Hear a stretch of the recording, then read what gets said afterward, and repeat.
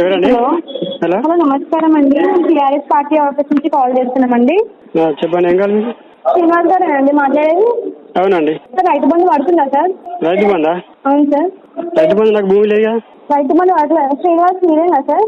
నేనే శ్రీనివాస్. మీ family line కూడా ఉన్నదా సార్ శ్రీనివాస్ అని? రైతు బంధు పడట్లేదా సార్? రైతు బంధా? అవును సార్, రైతు బంధు బంధు పడుతుంది. కరెక్టే పడుతుందా సార్? ఏమైనా ఇబ్బంది ఉందా సార్? ఏమైనా ఇబ్బందులు ఉంటే మీరు ఏమన్నా చేస్తారా? ఎందుకు చేయండి సార్, చేస్తాం. ఇబ్బంది ఉందా సార్? కరెక్టే ఉందా సార్? ఇబ్బందులు ఉన్నాయి, చేస్తారా? కొంత భూమి ఇంకా నాకు రిజిస్టర్ రాలేదు, ఆన్లైన్లో రాలేదు. మరి రైతు బంధు కోసం అంటున్నారు కదా, మరి మీరు చేస్తారా? ఏమైనా ప్రాబ్లం ఉంటే మేము పై ఆఫీసర్కి మీ డీటెయిల్స్ పంపిస్తాం సార్. మీరు టీఆర్ఎస్ పార్టీకి మీకు ఆఫీసర్కి మీకే సంబంధం అండి? సార్ టీఆర్ఎస్ పార్టీ అంటున్నారు, గవర్నమెంట్ ఉంటే మీరు గవర్నమెంట్ ఎంప్లాయా? సార్ మీకు ఏమైనా ప్రాబ్లం ఉందా రైతు బంధు పడడంలో? కరెక్టే పడుతుందా? మేడం నేను చెప్పేది, మీరు గవర్నమెంట్ ఎంప్లాయా? ఫస్ట్ మీరేం, మీ హోదా ఏంటి అది చెప్పండి ఫస్ట్. సార్ గవర్నమెంట్ ఎంప్లాయ్ కాదు సార్ నేను. మరి కాకపోతే దీనికి మీరు ఎట్లా సెట్ చేస్తారు? మీరేనా ఎంఆర్ఓనా? మీకేమైనా ప్రాబ్లమ్స్ ఉంటే మేము పై ఆఫీసర్కి తెలియజేస్తాం. మీరేంటి మేడం తెలియజేసేది? మేము వెళ్ళామా? మేము తెలియజేసుకోమా? మీరు గవర్నమెంట్ ఎంప్లాయీ చెప్పండి. మీరు ఏమన్నా ఎంఆర్ఓనా? మీరు మరి ఏఈఓనా? అగ్రికల్చర్ సంబంధించిన వాళ్ళ చెప్పండి, నేను మీకు చెప్తాను. మరి మా డీటెయిల్స్ మీకు చెప్పండి, ఎట్లా చెప్తాను చెప్పండి. Okay sir, thank you. మీకు ఫోన్ చేయడానికి కారణం చెప్పండి ఒకసారి. ఏంటి మరి అంటే డైరెక్ట్ రైతు బంధు అడుగుతున్నారు, మరి ఏం సమస్య చెప్తే నేను చెప్తాను. సార్ మేము సర్వే చేసినాం సార్, రైతు బంధు కరెక్ట్ పడుతుందా లేదా అనేసి. సర్వే చేస్తే గవర్నమెంట్ వాళ్ళు సర్వే చేయాలి, మీరేమో సర్వే చేయడానికి? సార్ మేము టీఆర్ఎస్ పార్టీ ఆఫీస్ నుంచే మాట్లాడుతున్నాం sir.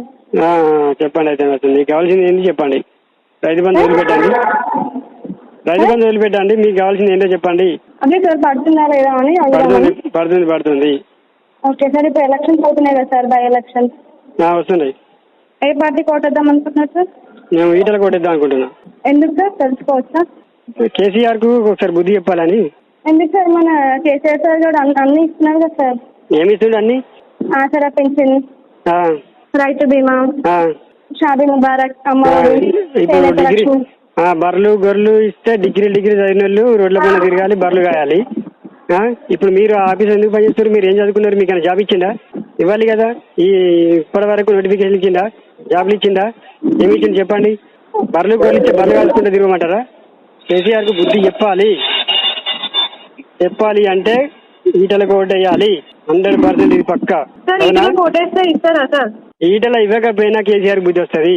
Next time KCR government వచ్చినా సరే, ఇవాళ వచ్చినా సరే, ఇప్పుడు ఈటల కోటేస్తే కేసీఆర్ బుద్ధి వస్తుంది 100%. ఏం చేస్తుండు కేసీఆర్? ఫామ్ హౌస్ లో అంటుండు, ఇప్పుడు బయటకు వస్తుండు. ఈటల రాజీనామా చేసి బయటకు వస్తుండు. ఎప్పుడు బయటకు వచ్చిండు చెప్పండి? ఎప్పుడైనా బయటకు వచ్చిండా? ఏమన్నా మాట్లాడిందా? నిరుద్యోగుల గురించి మాట్లాడిందా? రైతుల గురించి మాట్లాడిందా? ఎవరి గురించి మాట్లాడి చెప్పండి. హలో, సమాధానం చెప్పండి నాకు. టీఆర్ఎస్ పార్టీ వాళ్ళు అన్ని చేసి చెప్పినా కదా సార్, ఏమేం చేస్తుండవు. అదేనండి, ఇప్పుడు బర్రెలు అంటారు, గొర్రెలు అంటారు, కోళ్ళు అంటారు. అంటే చదువుకున్న బతుకు బర్రెలు గొర్రెలేనా అండి? ఈ చదివించేందుకు? అలాంటప్పుడు మరి మొత్తం స్కూల్ మూత వేయచ్చు కదా. ఏ గవర్నమెంట్ స్కూల్ చక్కగా ఉందా? విద్య సరిగ్గా ఉందా? స్టేట్ లో వైద్యం సరిగ్గా ఉందా? కోవిడ్ అయితే సరిగ్గా పట్టించుకున్నాడా? ఫామ్ హౌస్కి వెళ్ళి బయటికి వెళ్ళిండా? ఏ రోజైనా పోయి హాస్పిటల్ తిరిగిండా? అదే ఈటల తిరిగిండు, ప్రాణాలు పరంగా పెట్టి ఈటల తిరిగిండు. నేను టీఆర్ఎస్ కార్యకర్తనే మేడం, నేను టీఆర్ఎస్ కార్యకర్తను. జెండా కప్పుకొని 7 సంవత్సరాలు నేను తిరిగిన మేడం. టీఆర్ఎస్ నేను కేసీఆర్ గురించి ఎవరైనా తప్పుగా మాట్లాడితే ఎదురించి మాట్లాడిన వాడిని నేను. హలో, చెప్పండి. హలో, గట్టిగా మాట్లాడండి. వినిపిస్తుంది సార్ నాకు. ఇప్పుడు ఏ పార్టీకి ఓటేస్తే మన టీఆర్ఎస్ బీజేపీకి ఓటేస్తే కేసీఆర్ కు బుద్ధి వస్తుంది 100%. కేసీఆర్ కు బుద్ధి వస్తుంది, కేటీఆర్ కు బుద్ధి వస్తుంది, హరీష్ రావుకు బుద్ధి వస్తుంది. ఈ ముగ్గురు పక్క వదిలినప్పుడే మన రాష్ట్రం బాగుపడుతుంది. అంతవరకు బాగుపడుతుంది. దొరల పాలన వద్దు. రైతు బంధు అని, రైతు బీమా, రైతు బంధు వాళ్ళు ఇంట్లోకి వెళ్ళిస్తుండా? ఫామ్ హౌస్ వెళ్ళి పంట పండిస్తుండా? ఇంట్లోకి వెళ్ళిస్తుండా? మన డబ్బులు మనకే ఇస్తుండు మేడం.